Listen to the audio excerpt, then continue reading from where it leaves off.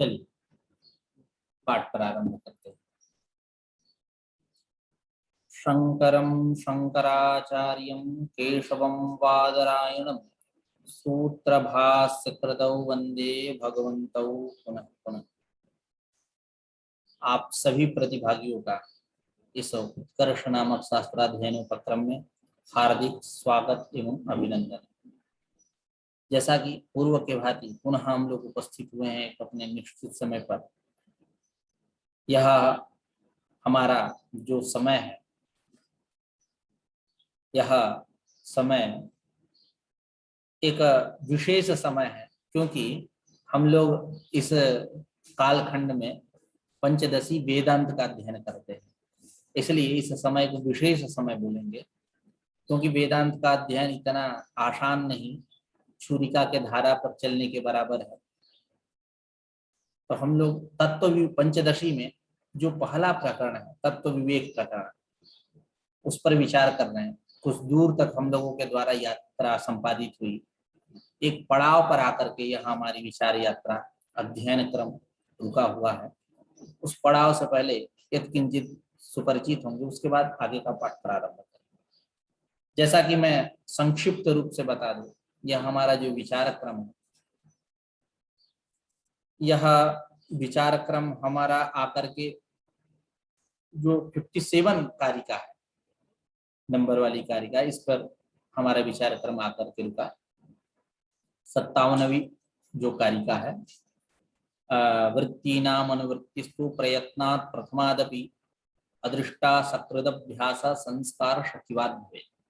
इसके पूर्व आचार्य ने श्रवण की व्याख्या की, उसके बाद मनन की व्याख्या की, उसके बाद निधिध्यासन की व्याख्या की, उसके बाद समाधि की चर्चा हुई। यह जो निर्विकल्पक समाधि है, जिसमें न ध्याता रहता है, न ध्यान रहता है, न मतलब यूं कहें ध्येय रहता है, वहां ध्याता ध्यान नहीं रहता, ध्येय की प्रतीति होती है। तत्र प्रत्येकतानता ध्यानम। और जो निधिध्यासन है, उससे वैलक्षण्य बताते हुए आचार्य ने कहा था कि निधिध्यासन में ध्याता ध्यान ध्येय की प्रतीति होती है। और निधिध्यासन मतलब प्रत्येकतानता ध्यानम, एकतानत्वम, एकतानता कहिए या एकतानत्वम ध्यानम, ध्यानम निधिध्यासन इत्यर्थ। ध्यान ही निधिध्यासन है। लेकिन यह जो समाधि है, तदीवार्थमात्र निर्भाषम स्वरूप शून्य समाधि। अर्थमात्र निर्भाष का वहां तात्पर्य क्या है? केवल ध्येय की प्रतीति होगी, ध्येयाकाराकारित हमारा चित्त रहता है, यही अर्थमात्र निर्भाष। यानी ध्याता नहीं रहता, ध्यान नहीं रहता, ध्येय की प्रतीति होती है। इसके ऊपर आचार्य ने 55वीं जो कारिका है, इस पर भी कहा, ध्यात ध्यान परित्यज्य क्रमाध्येयैक गोचरम निवात दीपवत चित्तम समाधि विधीयते। उसका चित्त उस अवस्था में कैसा रहता है? निवात दीप के समान रहता है। इस प्रकार वायु रहित प्रदेश में दीप शिखा जो है एकदम स्ट्रेट रहती है, नींगते, इधर उधर नहीं हिलती जुलती है, उसी प्रकार उसका चित्त रहता है, केवल ध्येयाकार कार्य रहता है। ठीक है। उसके बाद आचार्य ने ये कहा, एक पूर्व पक्ष चला कि जब कह रहे हो कि समाधि में वृत्ति की उपलब्धि नहीं होती है, अनुपलब्धि होती है, तो आप ये बताओ कि कैसे ध्येय गोचरत्व की सिद्धि होगी? जब वृत्ति है ही नहीं, तो वृत्ति कैसे ध्येय को विषय बनाएगी? ध्येय के गोचरता की कैसे सिद्धि होगी? ठीक है। ध्येय के गोचरत्व का आप निश्चय नहीं कर सकते। उस पर आचार्य ने कहा कि नहीं, समाधि में वृत्ति रहती है, वृत्ति का सद्भाव रहता है, हम अनुमान से उसकी उपलब्धि करते हैं, हम अनुमान से ये बात जानते हैं कि वृत्ति है। क्यों? आचार्य ने कहा कि जब योगी जब समाधि से उठ के आता है तो कहता है कि मैं इतना काल इस समाधि में बिताया, मैं इतना काल समाधि में बिताया, तो यह जो उसका स्मरण है, स्मरण ही स्पष्ट करता है कि उस समाधि में वृत्ति रहती है, समाधि में वृत्ति रहती है, वृत्ति का सद्भाव। ठीक है। हम एतावत्तम कालम समाहित व भुवम, में इतना समय बिताया। यह उसका स्मरण जो है, यही स्मरण बतलाता है वृत्ति है वहां समाधि में। इसी को आचार्य ने कहा अपने शब्दावली में, वृत्तयस्तु तदानीम अज्ञाता अप्यात्म गोचरा, तदानीम समाधो आत्मगोचरा वृत्तयः अज्ञाता। इसका मतलब ये नहीं कि वो है ही नहीं, अज्ञाता पद रखा, अज्ञात है, लेकिन स्मरणात् अनुमीयन्ते व्युत्थितस्य समुत्थितात्। जो व्युत्थित पुरुष है, समाधि से उठ के आया, अभी अभी समाधि से उठ के आ रहा है, उसको समुत्थितात् स्मरणात्, उत्पन्नात् स्मरणात्, क्या उसका स्मरण है, एतावंतम कालम समाहितो अभूवम, मैं इतना काल इस समाधि में बिताया, इस प्रकार का जो स्मरण है, उस स्मरण से अनुमीयन्ते, कहा वृत्तयः अनुमीयन्ते, वृत्तियों का अनुमान होता है।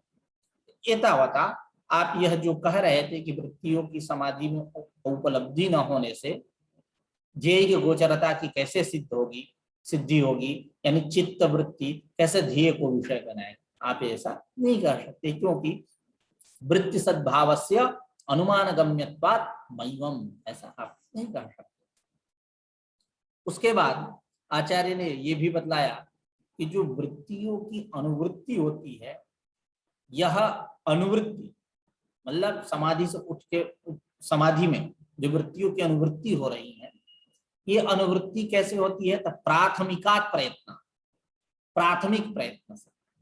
कैसा प्रयत्न से होती है, सबसे पहली बात प्रयत्न से। कैसा प्रयत्न, प्राथमिक प्रयत्न होना चाहिए। वो प्राथमिक प्रयत्न भी कैसा होना चाहिए, तो अदृष्ट सहकृत होना चाहिए, अदृष्ट से संश्लिष्ट होना चाहिए। और दूसरी बार बार समाधियों का अभ्यास करने से उत्पन्न जो संस्कार, उस संस्कार के साथ होना चाहिए। ऐसे प्राथमिक संस्कार, ऐसे प्राथमिक प्रयत्न से वृत्तियों की अनुवृत्ति होगी। इसी को आचार्य ने कहा, वृत्तीनाम अनुवृत्तिस्तु प्रयत्नात् प्रथमादपि अदृष्टा सकृत अभ्यास संस्कार शचिवाद भवेत्। ठीक है, इसके ऊपर हम लोगों ने विचार किया। ठीक है, पूर्व पक्ष यही था कि ननु तदानीं व्युत्पादक प्रयत्नाभावात् कथम वृत्ति अनुवृत्ति। जब समाधि में पुरुष गया है, व्यक्ति गया है समाधि में, तो कोई उत्पादक सामग्री नहीं रहेगी, उत्पादक कोई प्रयत्न नहीं रहेगा। उत्पादक कोई प्रयत्न न होने के कारण वृत्तियों की अनुवृत्ति कैसे होगी। तो उस पर कह रहे हैं कि ठीक है, आपका प्रश्न सही है, सत्यम मान रहा हूं कि आपका प्रश्न ठीक है, लेकिन तात्कालिक प्रयत्न नहीं रहता, तात्कालिक प्रयत्न नहीं रहता, प्राथमिक प्रयत्न रहता है। इसलिए आप ये नहीं कह सकते कि प्रयत्नाभावात् वृत्तिनाम कथम अनुवृत्ति ही, ये नहीं कह सकते।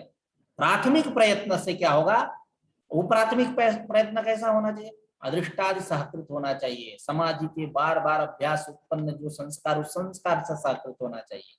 यदि एतादृश प्राथमिक प्रयत्न है, तो उस प्राथमिक प्रयत्न से वृत्तियों की अनुवृत्ति होगी। ठीक है, तो इसी को आचार्य ने कहा, वृत्तीनाम अनुवृत्तिस्तु प्रयत्नात् प्रथमादपि अदृष्टा सकृदभ्यास संस्कार शचिवाद भवेत्। यहाँ तक ठीक है। अब यहाँ तक हमारा विचार क्रम आकर के रुका। आचार्य विद्यारण्य के शब्दावली में समझे, उसके बाद रामकृष्ण पददीपिका के अनुसार हम लोगों ने विचार किया, रामकृष्ण के द्वारा विरचित जो पददीपिका टीका है। अब उसके बाद आगे का पाठ प्रारंभ करते हैं। जैसा कि आचार्य एक प्रश्न बना रहे हैं टीकाकार, क्या कि ननु अयं समाधि पूर्वाचार्यैः न निरूपितः दृष्टः इत्याशंक्य सर्वगुरुणा श्री पुरुषोत्तमेन निरूपितत्वात् मय्यम् इत्याह। ये जो 58वीं कारिका है, 98वीं है ना, 58, तो इसके ऊपर आचार्य ने अवतरणिका बनाते हुए कहा कि जिस समाधि की आप चर्चा कर रहे हो, निर्विकल्पक समाधि, इस प्रकार की समाधि किसी आचार्य के द्वारा नहीं बतलाई गई, तो क्यों आप प्रतिपादन कर रहे हो इस प्रकार की समाधि का।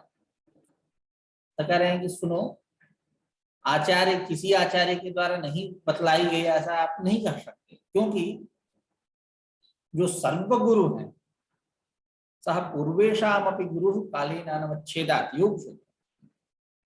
जो सर्वगुरु है भगवान श्री कृष्ण पुरुषोत्तम, श्री कृष्ण जो वासुदेव हैं, उनके द्वारा इस प्रकार की समाधि बतलाई गई है श्रीमद् भगवत गीता में। क्या करें? यथा दीपो निवातस्थ इत्यादि वीरनेकदा भगवान इमं एवार्थम अर्जुनाय न्यरूपयत्। न्यरूपयत् निरूपितवान इत्यर्थ। यथा दीपो निवातस्थो नेंगते सुपमा स्मृता। जिस प्रकार निवातस्थ जो दीप है, निवात दीप मतलब वायु रहित प्रदेश में स्थित जो दीप है, वह दीप नेंगते इधर उधर नहीं डोलता है, हिलता नहीं है, उसकी लौएं जो है एकदम सीधे स्ट्रेट, इधर उधर नहीं होती।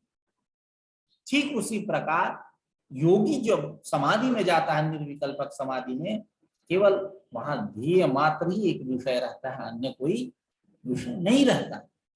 ऐसी उपमा योगियों के चित्त की दी गई है। उस चित्त की अवस्था ही तो बोलेंगे समाधि।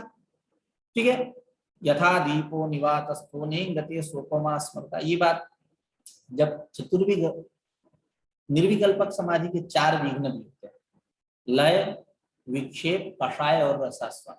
इसी को आचार्य ने कहा, लये संबोधेत चित्तम विक्षिप्तम शमयेत पुनः शकषायम विजानीया शम प्राप्तम न चालयेत नास्वादयेत रसम तत्र निःसंगः प्रज्ञया भवेत् यथा दीपो निवातस्थो नेंगते सोपमा स्मृता।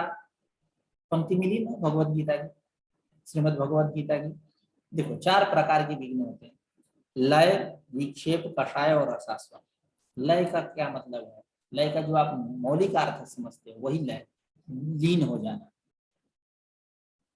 ठीक है, नाश हो जाना उसका, यानी अखंड वस्तु अनवलंबनेन चित्तवृत्ति है निद्रा। चित्तवृत्ति अखंड वस्तु जो ब्रह्म है, यथार्थ ज्ञान है, उसको विषय बना ही नहीं रही, सो गई, अलसा गई, इसी को बोलेंगे हम लय। बात समझ में? क्योंकि उसमें वृत्ति व्याप्यता है। आप ऐसा नहीं कह सकते कि वृत्तियों का विषय नहीं होता है ब्रह्म, ऐसी बात नहीं है। वृत्ति व्याप्यता है, उसमें फल व्याप्यत्व नहीं है। इसीलिए आचार्य ने कहा फल व्याप्यत्वमेवास्य शास्त्र प्रद्भे निवारितम ब्रह्मण्य ज्ञान नाशाय वृत्ति व्याप्तिरपेक्षिता। आप लोगों ने पढ़ा भी होगा। स्वयं प्रकाशमानत्वात् नाभास उपयुज्यते मनसैवानुद्रष्टव्यम यन्मनसा न। वह मन के द्वारा ही देखा जाता है जो मन के द्वारा न देखा जाता। जिसका साक्षात्कार मन से न हो, न जिसका साक्षात्कार मन से हो। मन से साक्षात्कार हो, मन से साक्षात्कार। तो मनसैवानुद्रष्टव्यम से वृत्ति व्याप्यता, यन्मनसा न मनते से फल व्याप्यत्व का प्रतिषेध।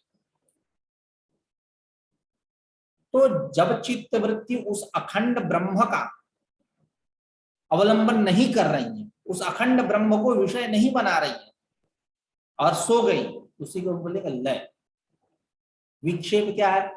अखंड वस्तु अनवलंबनेन चित्तवृत्तेः अन्यावलंबनम। जैसे कहते हैं ना, विक्षेप हो गया, धारा हमारी टूट गई। धारा चल रही थी सीधे और अब बीच में कोई कुछ कर दिया, व्यवधान ला दिया, धारा बदल गई, तो क्या हुआ? विक्षेप हो गया ना। जैसे एक धातु है व्याकरण में, क्रमु पाद विक्षेपे, क्रमति बनता, पाद विक्षेप। पाद विक्षेप मतलब पैर को आगे बढ़ाना, एक पैर दूसरा पैर इत्यादि। क्रमति ब्रजति इत्यर्थ, गच्छति, याति, वाति कह लीजिए, ठीक है। तो पाद विक्षेप का जो अर्थ है, वो विक्षेप जो है वही विक्षेप यहाँ मौलिक अर्थ है। मतलब अखंड वस्तु का अवलंबन न करते हुए चित्तवृत्ति किसी दूसरे को अवलंबित, किसको? भूत वस्तु को, किसको? भौतिक वस्तु को इत्यादि, तमाम घटपट मठ इत्यादि विषय को, इसी को हम बोलेंगे विक्षेप। लय, विक्षेप। एक होता है कसाय। कसाय क्या चीज है? तो लय विक्षेपा भावे चित्तवृत्तेः रागादि वासनया स्तब्धि भावात् अखंड वस्तु अनवलंबनम। जब हमारी चित्तवृत्ति रागादि वासनाओं से स्तब्ध हो जाती है, आक्रांत हो जाती है, जड़ हो जाती है, उस अवस्था को हम क्या बोलेंगे? कसाय। मतलब अखंड वस्तु लय विक्षेपा भावे चित्तवृत्ति ही रागादि वासनया स्तब्धि भावत अखंड वस्तु। जब स्तब्ध हो गई चित्तवृत्ति तो क्या अखंड वस्तु को अवलंबित करेगी? दोष युक्त आंख से आप देख सकते हो घटमट मट को, तब जब हमारी चित्तवृत्तियां स्तब्ध हो गई, इतना हम राग मोह वासना लोभ मोह मत्सर इत्यादि में लोटपोट है, डुबकी मार रहे हैं, हमारी चित्तवृत्तियां स्तब्ध हो गई, तो वो क्या अखंड वस्तु को विषय करेंगे? आजकल का जो लौकिक पुरुष है, हम आप सब ज्यादा उस आराधना में, परम तत्व की आराधना में समय हमारा बीतता नहीं है। आज यदि आराधना भी ये किन प्रकार में करते हैं तो चित्तवृत्ति कहीं दूसरे जगह रहती है, क्योंकि वो स्तब्ध हो गई राग आदि वासनाओं से। पूजा करते समय तमाम मन में प्रकल्प चलते रहते हैं, ये काम वो काम, ऐसे करना है वैसे करना है, ये काम करना है वो काम करना है, इसको ऐसे सुलझाना है, इससे फंसाना है, इत्यादि चलता रहता है ना। यही तो है स्तब्धि भाव। अब इससे अच्छा उदाहरण नहीं हो सकता। हमारी चित्तवृत्तियां क्या हो गई? राग रज्यते अनेनिति रागा तेन रक्तम रागा। व्याकरण में एक सूत्र है, तेन रक्तम, रक्ताद्यर्थ प्रकरण का पहला सूत्र है, तेन रक्तम रागा। तेन मतलब तृतीयांतेन सुबंतेन समर्थेन रंजन द्रव्य क्या बोलते हैं, सॉरी, जैसे कषायेण रक्तम वस्त्रम काषायम, रंजन द्रव्यवाचकात्, रागात का मतलब क्या है? रंजन द्रव्यवाचकात् सुबंतात समर्थात् तेन रक्तम इत्यस्मिन् अर्थे अण से अण प्रत्यय करता है, तो कषाय से काषाय बनता है।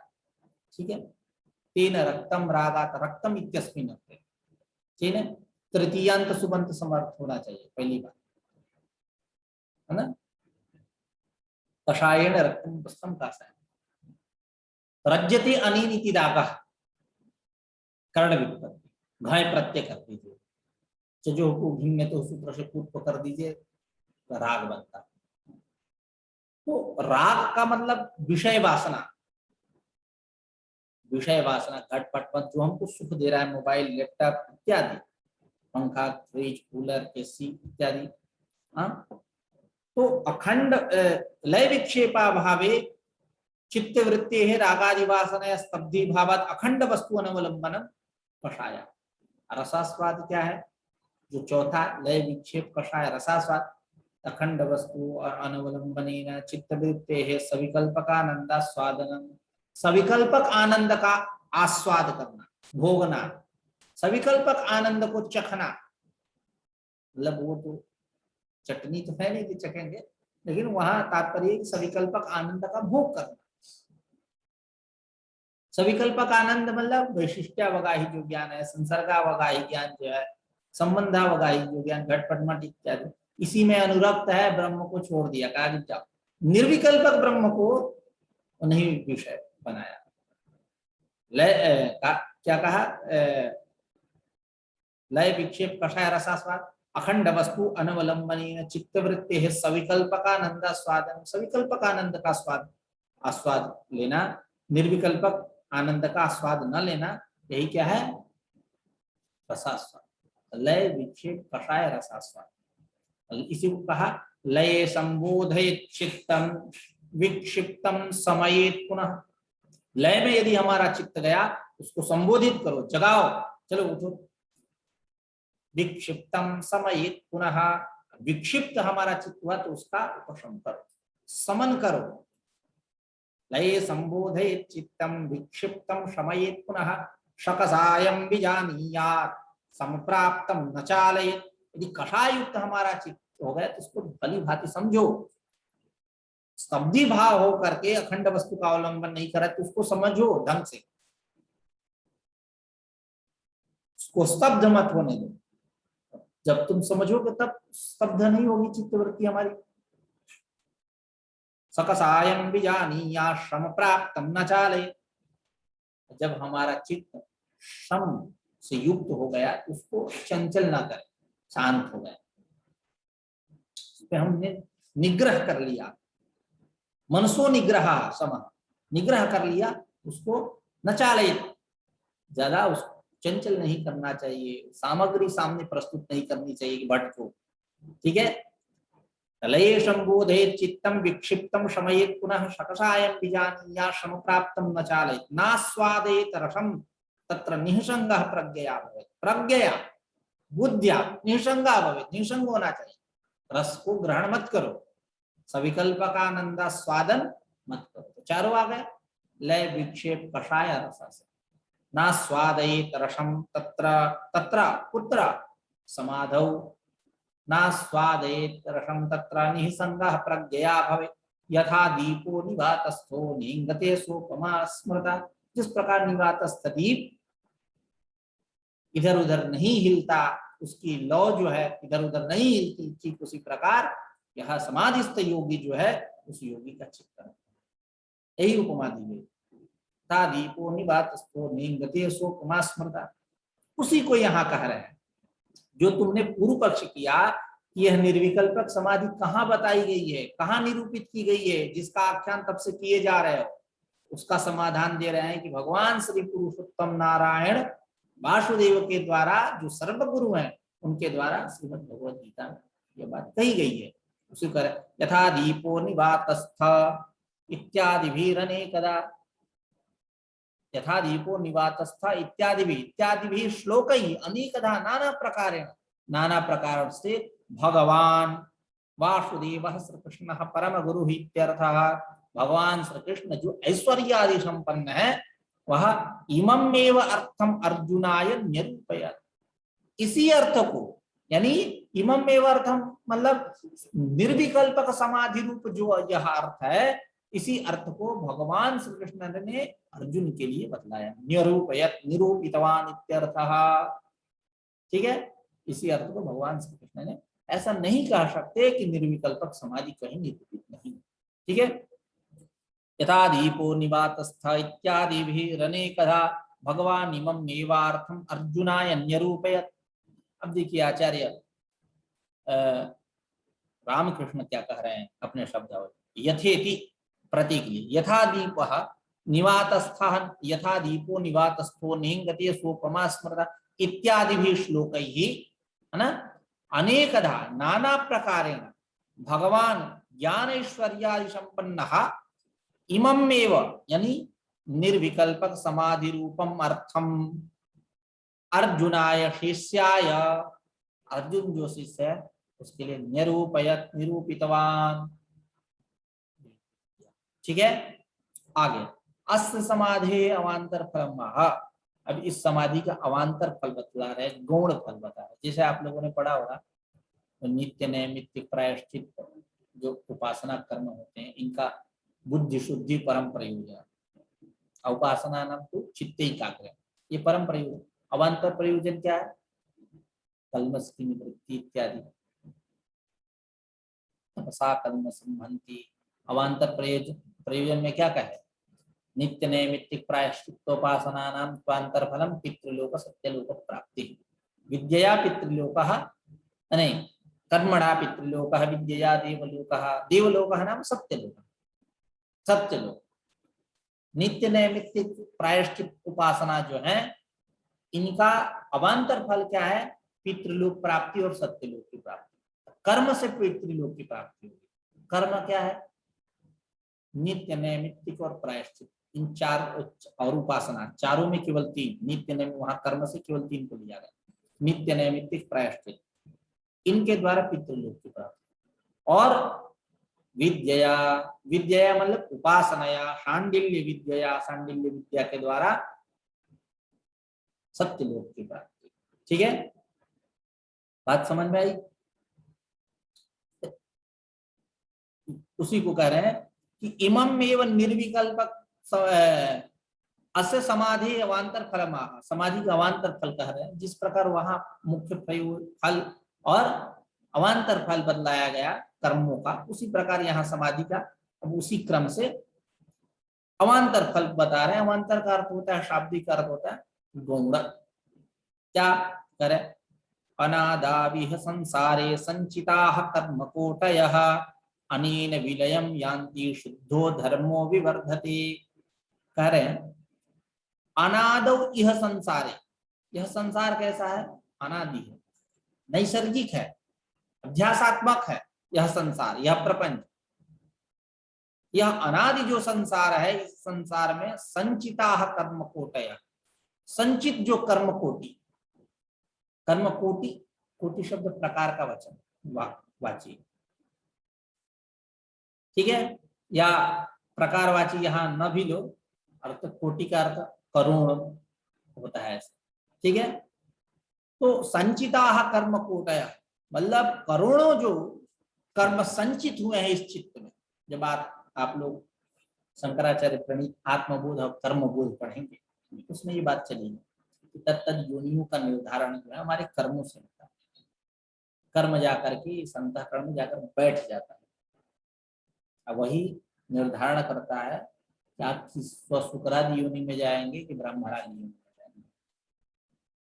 रमणीय चरणाः रमणीयां योनिम् आपद्यन्ते, कपूय चरणाः कपूयां योनिम् आपद्यन्ते। जो प्रशस्त कर्म करने वाले हैं, प्रशस्त कर्माणाः ये खलु सन्ति, ये ब्रह्मणादि योनिम् आपद्यन्ते प्राप्नुवन्ति इत्यर्थः। जो निंदित कर्म करने वाले हैं वो तो शुक्रादि योनि में जाएंगे, चूहा बनेंगे, अनुसार उसको मारेंगे, ठीक है।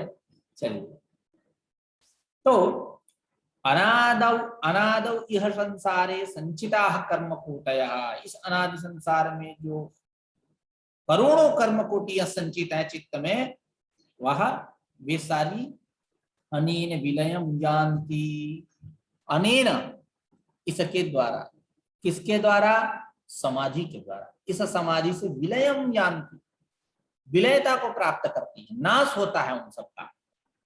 और केवल इतना ही नहीं,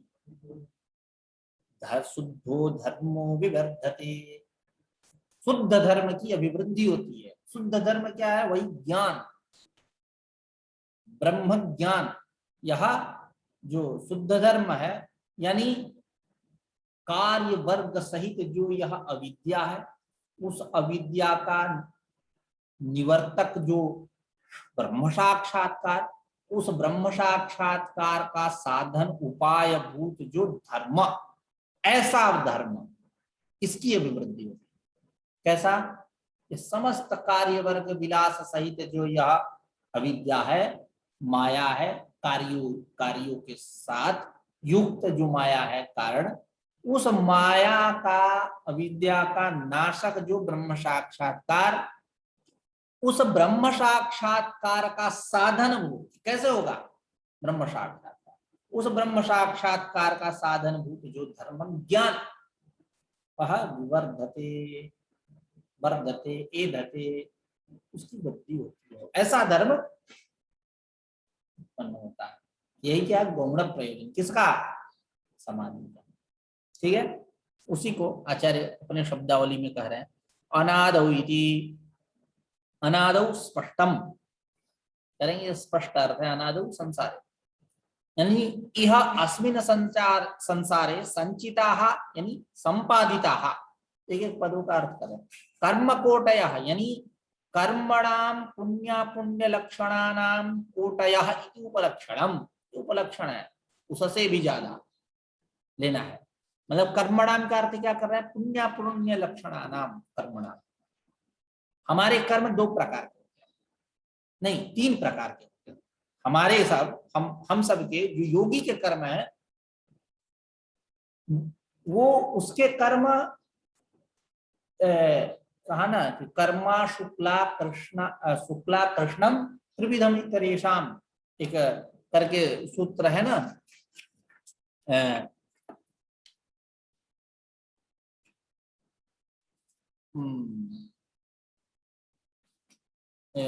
कैवल्य, क्या बोलते हैं, योग सूत्र के कैवल्य पाद का 7वां सूत्र है, तत्र कर्मा शुक्ला, तत्र कर्मा शुक्ला कृष्णा कृष्णा कृष्ण, तत्र कर्मा शुक्ला कृष्णम त्रिविधमितरेषाम करके हैं। मतलब योगी के जो कर्म है वो पुण्य पाप से रहित होते हैं, लेकिन हम लोगों का जो कर्म है वह कर्म कैसा होता है? 3 प्रकार का, शुक्ल, अशुक्ल और शुक्ला। ठीक है, शुक्ल मतलब पुण्य और शुक्ल मतलब पाप। तो ऐसा जो कर्म, कर्म दोनों प्रकार का होता है, ठीक है। कर्म तो ऐसे शारीरिक, वाचिक, मानसिक। आचार्य भगवत पाठ शंकराचार्य तत्व समन्वयात सूत्र का जब निरूपण करते हैं तो वहां 3 प्रकार के कर्मों की उन्होंने चर्चा किया। शारीरिक कर्म होता है, वाचिक कर्म होता है, मानसिक। हिंसा भी शारीरिक, वाचिक, मानसिक होती है, ठीक है। तो हिंसा भी कर्म, ठीक है।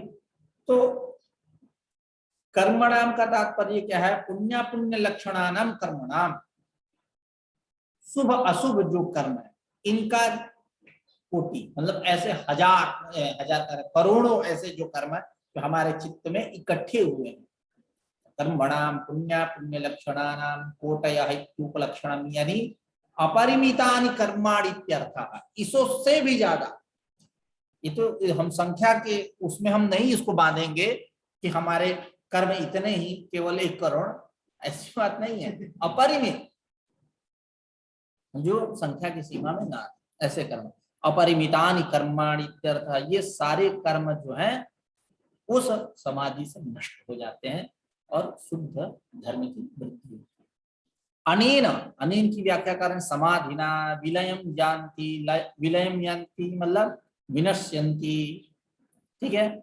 जैसा कि कहा गया क्षीयन्ते चास्य कर्माणि तस्मिन् दृष्टे परावरे इति श्रुतेः ज्ञानाग्निः सर्वकर्माणि इति स्मृतेश्च, जैसा कि कहा गया मुंडकोपनिषद में, क्षीयन्ते चास्य कर्माणि तस्मिन् दृष्टे परावरे। देखो इधर, विद्यते हृदय ग्रंथिश्छिद्यन्ते सर्वसंशयाः क्षीयन्ते चास्य कर्माणि तस्मिन् दृष्टे परावरे। उस परावर ब्रह्म का दर्शन होने जाने से, कार्यकारणात्मक ब्रह्म का दर्शन हो जाने से सारी हृदय की जो ग्रंथियां हैं, गांठ है, खुल जाती है। विद्यन्ते, विदिर्विदारण है, उनका विदारण हो जाता है, विदीर्ण हो जाती है, नष्ट हो जाती है, खुल जाती है। विद्यते हृदय ग्रंथि छिद्यन्ते सर्व संशया, छिदिर वैधिकरण, और सारे संशय हमारे कैसे हो जाते हैं? दूर हो जाते हैं, ठीक है। क्षीयन्ते चास्य कर्माणि तस्मिन् दृष्टे परावरे, उस परावर ब्रह्म का दर्शन हो जाने पर और सारे कर्म भी नष्ट हो जाते हैं। तो विद्यते हृदय ग्रंथि छिद्यन्ते सर्व संशया क्षीयन्ते चास्य कर्माणि तस्मिन् दृष्टे परावरे। और ज्ञानाग्नि सर्वकर्माणि भस्मतात् कुरुते अर्जुन, गीता में, हे अर्जुन, यह ज्ञान रूप जो अग्नि है सारे कर्मों को भस्म कर देती है, प्रारब्ध कर्मों को, सारे कर्मों को भस्म कर देती है। इस प्रकार समाधि से यह सारे कर्मकोटि जो है, जो संचित हैं चित्त में, या अपरिमित जो कर्म है, सारे नष्ट हो जाते हैं। क्षीयन्ते चास्य कर्माणि तस्मिन् दृष्टे परावरे इति श्रुते है ज्ञानाग्नि सर्वकर्माणि इत्यादि स्मृतिश्च, इत्यादि स्मृति भी बोलती है। अब देखिए यहाँ एक बात चलती है, इधर देखो कि जब ब्रह्म साक्षात्कार या समाधि सबका नाशक है, सारे कर्मों का नाशक है, प्रारब्ध कर्म भी नष्ट हो। प्रारब्ध में केवल प्रारब्ध विशेषण लगा है, कर्म तो वो भी है, कर्म तो वो भी है, प्रारब्ध कर्म क्यों नहीं नष्ट होता? तुरंत जीवन मुक्ति की आवश्यकता क्या है? जीवन मुक्ति तो तब जब ब्रह्म साक्षात्कार हुआ, प्रारब्ध कर्म के लिए भटक रहा है इस संसार में, चक्रभ्रमिवधृत शरीर है, घूम रहा है इस संसार में। जैसे कुलाल क्या है, डंडे से चक्का चला दिया, कुछ देर तक वो चक्का चला, उसके बाद शांत हो जाता है। तो जी ब्रह्म साक्षात्कार हुआ, ब्रह्म साक्षात्कार हो जाने पर तुरंत वो 9 2 11 होना चाहिए, मुक्ति होनी चाहिए, क्यों नहीं होती मुक्ति? करेंगे नहीं, इसलिए कि प्रारब्ध कर्म रहते हैं। तो किसी ने कहा था प्रारब्ध कर्म नष्ट हो जाए, क्षीयन्ते चास्य कर्माणि तस्मिन् दृष्टे परावरे, ज्ञानाग्नि सर्वकर्माणि भस्मसात् कुरुते अर्जुन, ये भी श्रुति वाक्य स्मृति वाक्य बतला रहे हैं। नष्ट हो जाए सारे कर्म, सारे कर्म नष्ट हो जाए, तुरंत मुक्ति हो जाए, क्यों इधर उधर घूम रहा है? इसका निरूपण ही क्या करना है? जीवन मुक्ति का। कहते कि नहीं, तस्य तावदेव चिरम यावन्न विमुक्षेत संपत्से, तस्य तावदेव चिरम, उसको तब तक ही देर है जब तक उसके प्रारब्ध कर्म नहीं नष्ट होते। तस्य तावदेव चिरम यावन्न विमुक्षेत, उसको तभी तक देर है जब तक उसका प्रारब्ध कर्म नष्ट नहीं होता। जब प्रारब्ध कर्म नष्ट होगा तब हो जाएगा। और ना भुक्तम क्षीयते कर्म,